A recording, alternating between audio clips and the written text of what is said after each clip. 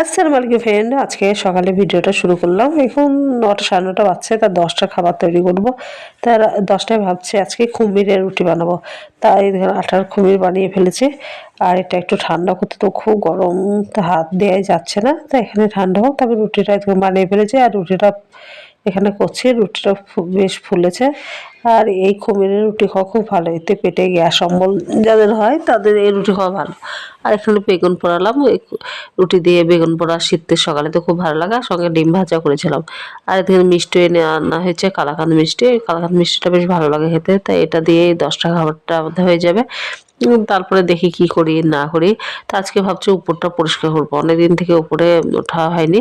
আর এখানে উপরে বারান্দায় আমি গাছগুলো লাগিয়েছি, আর বেশ ভালো লাগছে উপরে বারান্দায়। আর র্যাকটাও বার করলাম, কারণ ঠান্ডা পড়ে গেছে তো ওই চাদরে হচ্ছে না, তার জন্য একটা বার করব। তার একটা আমি নিচে নিয়ে যাবো। আর উপরে ঘরটা দেখেন আসাই হয় না, সব একটু ধুলো হয়ে গেছে, তাই একটু ঝাঁট দিয়ে দেবো। আর ভাবছি একটু মুছে দেবো। আর যে ঝুল হয়েছে ওটাও পরিষ্কার করে ফেলবো। তাই এখানে এখানে বিরাসটা নিয়ে ঘরটা একটু মুছে ফেলি। তারপরে নিচে যাব, দিয়ে দুপুরে রান্না বান্না দেখি কি করি না করি সব আপনাদেরকে দেখাবো।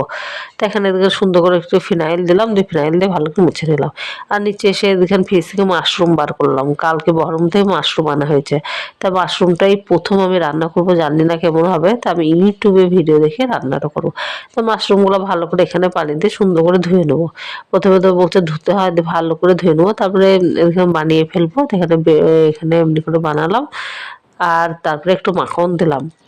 এখানে বাটার দেওয়ার পর এই মাশরুমটা নুন হলুদ দেওয়া মাখানো মাশরুমটা একটু ভেজে নেবো, হালকা হালকা করে ভাজবো, বেশি ভাজবো না। গরম পানি করেছি, মাশরুমে দেবো।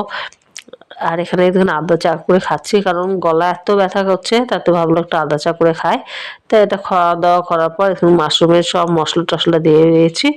দিয়ে দেওয়ার পরে গরম পানিটা দিয়ে দিলাম। এবার মাশরুমটা যখন ফুটে যাবে আর সিদ্ধ হয়ে যাবে, তখন নামানোর সময় ঘি দিয়ে দেবো। এভাবে মাশরুমটা করলাম। আর এখানে মাশরুম নিয়ে ভাত নিয়ে চলে এসেছি, আবার ডিমের ঝোলও করেছি। কারণ মাশরুম দিয়ে ভাত খেতে পারবো কি পারবো না কিছু বুঝতে পারছি না, তো প্রথম খাচ্ছি। তার জন্য ডিমের ঝোল করলাম, যদি মাশরুম না খেতে পারে তাহলে ডিমের ঝোলটা খাবো। আর আলু সেদ্ধ করেছিলাম, আর বেগুন আলুর তরকারি করেছিলাম। এটা দিয়ে ভাতটা খেয়ে নেবো। আমার ভাতটা বেশ ভালোই লাগছে। আর মাশরুম আমাকে যদি বলেন কেমন লেগেছে, তো মোটামুটি লেগেছে।